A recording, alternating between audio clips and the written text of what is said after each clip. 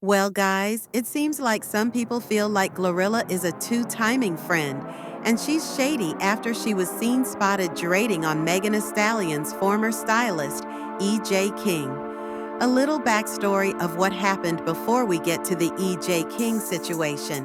So, on May 21st, GloRilla reposted an Instagram story, and it had Tory Lanez's song in the background. So, you guys already know the situation between Megan Thee Stallion and Tory Lanez. So, fans quickly speculated that GloRilla was supporting Megan Thee Stallion's you know what. And around that same time, people noticed that Megan Thee Stallion had unfollowed GloRilla, and that GloRilla unfollowed Megan Thee Stallion shortly after that. And then GloRilla took to her Twitter, and she said she don't do no internetish and she don't do mess, and it was an innocent mistake by reposting it. So shortly after that, I guess behind the scenes, they talked about it and everything was cool. And then next thing you know, everyone's seen that Megan Thee Stallion and GloRilla refollowed each other. So now GloRilla, I think she's still celebrating her 26th birthday. And she was seen dancing on E.J. King, which used to be Megan Thee Stallion's stylist. So I didn't really know what happened between Megan Thee Stallion and E.J. King. So it says E.J. King was once Megan's stylist until their amicable separation, October 2020. In 2022, during the high-profile Tory Lanez trial, he testified about her behavior on the night of the incident and then sparked controversy with personal social media posts. Their interactions since then appear limited to King's role as a witness and occasional commentary.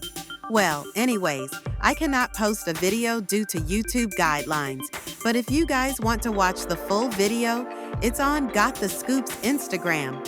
So basically, she was gyrating and dancing on E.J. King. And some people feel like she's a fake friend because now she's friends with Megan Thee Stallion's old stylist. Mind you, when I went on his Instagram page, you can see that he has been styling Megan Thee Stallion for quite some time, but people still feel like GloRilla is two-faced since Megan Thee Stallion doesn't mess with E.J. King anymore. Well, you guys let me know your thoughts and opinions on that. Do you guys feel like GloRilla has been a fake friend of Megan Thee Stallion by using her old former stylist E.J. King? So, moving on to the next topic. It seems like Gina wants her man Diddy free. Okay, so you guys already know what's been going on with Diddy, and Gina is a victim number 3 in this whole trial. So, she decided to support Diddy, and she wrote a letter to the judge basically saying that she wanted Diddy to be released on bail. And in this letter, she described Diddy as a changed man, nonviolent for years, and even a committed father, and that he's reformed. She also stated that he no longer poses a risk to her or the community. If you guys don't know, Gina has been a side chick for a long time. She was even a side chick to Diddy when Diddy was dating Cassie. She was even a side chick when Diddy was dating Young Miami. Mind you, in 2019, she made a public statement saying that Diddy allegedly stepped on her stomach and he physically assaulted her and ended up making her have a miscarriage. Now, child, it seems like Gina said her writing that letter to the judge wasn't enough. She had to take to her threads.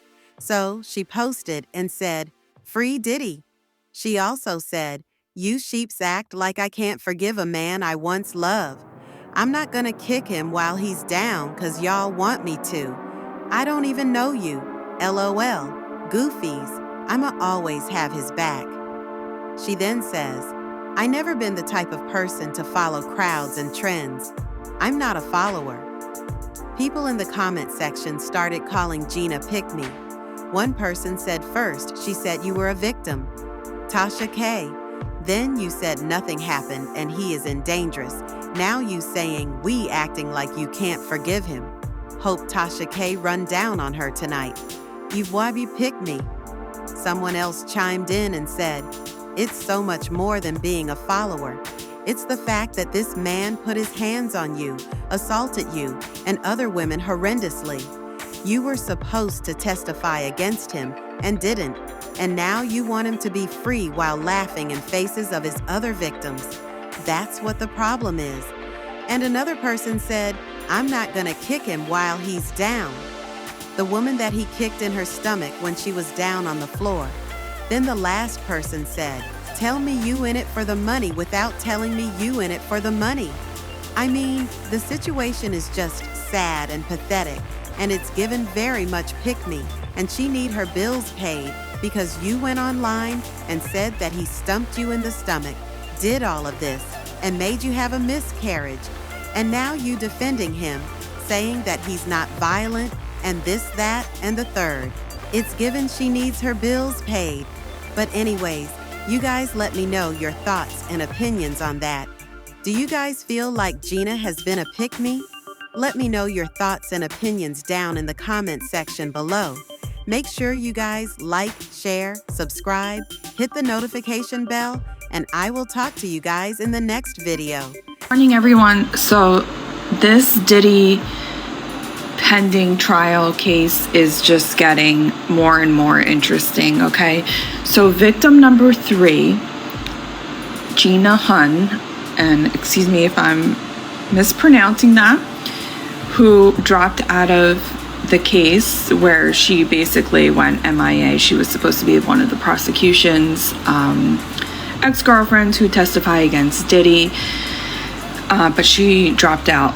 Okay, so that was one of the big things. Well, now she has filed a letter with the court stating that she doesn't believe that Combs is dangerous and, you know, a danger to the community, and that he should be released on bail ahead of his sentencing. So this letter has me shook, only because it's like it makes the prosecution's case look 50 times worse. Like, if your ex, one of the people that the prosecution was going to use to testify against you, is now rooting for you, it's not looking good for the prosecution. I mean, they lost anyways, but what I'm saying is, like, this undermines the whole judicial process, in my opinion, as someone who's an attorney and I'm looking with a legal mind. Okay, so let me get to some of the main things that she says. She says in her letter that she acknowledged that her relationship with him wasn't always perfect, but he's willing to acknowledge his mistakes and make better decisions in the future. What do you guys think about that? Then she proceeds to say that by the time our relationship ended, he embodied an energy of love, patience, and gentleness that was markedly different from his past behavior. To her knowledge, he hasn't been violent for many years, and he's been committed to being a father first. That's what the letter stated. And she said, I'm writing this because I do not view Mr. Combs as a danger to me or the community. What do you guys think about this? I can get into it some more, but how do you think the judge is going to view this? What do you guys think about this after going through the whole case and seeing it? This case is chaos. I'm sorry. Like, honestly, at this point, they should just let him out because of the procedural aspects of the case. I just don't feel that the prosecution did their job. Diddy's ex-girlfriend, Gina, has written a letter to the judge asking him to release Diddy on bail. Now, if you remember, Gina was initially anonymously referred to as victim number 3.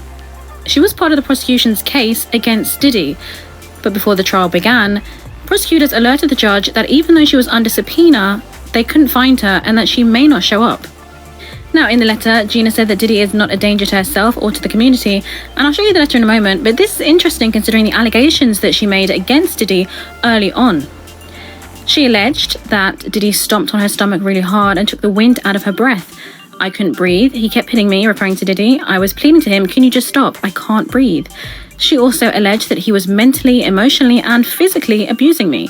He would always compare me to Cassie and tell me that I'm the bad one, she's a good one. But let's take a look at the letter that she wrote in support of his release on bail. She wrote to the judge, "Dear Your Honour, my name is Virginia Wynn and I am writing as the person identified as victim 3 in this case. I have known Sean Combs for many years in both a personal and professional capacity. From that experience, I've seen him primarily as a father, a family man and a businessman, roles that he has always striven to uphold. I provide this letter to share my observations about his character and to respectfully request that the court permit his release on bond while the case proceeds. I acknowledge and respect that Mr. Combs stands accused and that the court must weigh public safety and the integrity of the legal process. At the same time, I believe it's important for the court to have a full picture of who he is beyond the allegations. Our relationship, like many, was not always perfect. We experienced ups and downs, and mistakes were made, but he was willing to acknowledge his mistakes and make better decisions in the future. Over the years that followed, he made visible efforts to become a better person and to address the harm he had caused. By the time our relationship ended, he embodied an energy of love, patience, and gentleness that was markedly different from his past behaviour. To my knowledge, he has not been violent for many years and he has been committed to being a father first. I am writing because I do not view Mr. Combs as a danger to me or to the community. This is his first criminal case. Throughout the investigation and proceedings, he has been cooperative, respectful, and compliant. He has substantial ties to his family and community, including children who depend on him for emotional and financial support. Granting him bond would allow him to continue caring for his family and fulfilling his responsibilities while still subject to the court supervision. I want to ensure the court that if released, I believe Mr. Combs will adhere to all conditions imposed and will not jeopardise his freedom or the well-being of his family. Allowing him to be at home will also support the healing process for all involved. I respectfully ask that you consider these factors when deciding his eligibility for release. Thank you for your time and consideration." Let me know what you think in the comments below, but is there a motive behind this, or do you think she is genuine in writing this letter to ask the judge for his